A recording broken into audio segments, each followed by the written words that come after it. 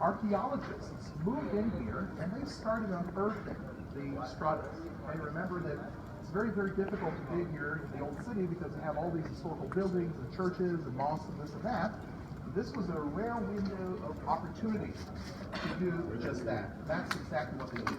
So if you turn now around over there, you'll see the foundations of an ancient wall.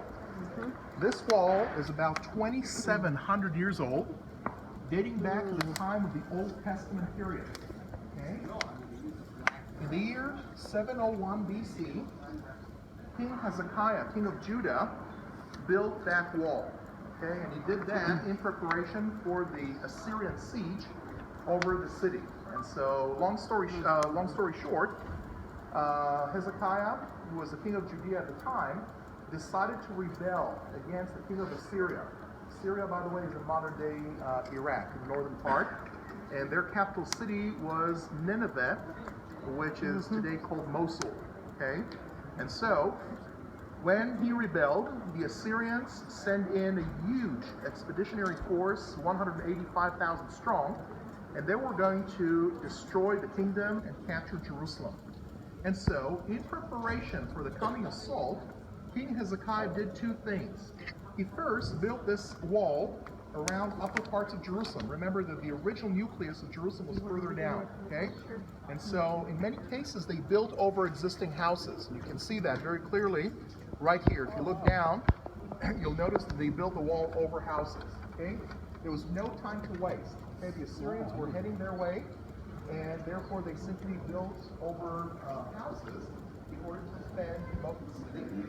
And the second thing that Hezekiah did was to dig an aqueduct, a subterranean aqueduct, which we call today Hezekiah's Tunnel. Okay? It's situated further down, and it was designed to channel spring water into the sea. Now, let me ask you a question. Did the Assyrian army manage to break into the city of Jerusalem and capture it? No. No. Why? Why not? They were not strong enough? There was God. Yeah, but why? God saved them. Why? Why did God spare the city? They repented. It wasn't the population, it was the king. King Hezekiah was one of 3 righteous kings, and to reward him for his faithfulness, he actually sent a word through Isaiah the prophet telling him that the city will be spared in his day and age. Okay? And so, one morning, as the inhabitants of Jerusalem wake up, they discover the carcasses of all this vast army that were camping outside the city wall. Okay? God struck the entire army, 185,000 strong, and that was the end of the Assyrian army. Unfortunately, the successors of King Hezekiah were not as good as he was, and not before long, this time the Babylonians came down here to finish off the job, and Jerusalem was destroyed. Okay, so this is evidence, right, and validation of the work. And this is again why it's so exciting, because time and time again, biblical archaeology validates the scripture. All right, let's move on.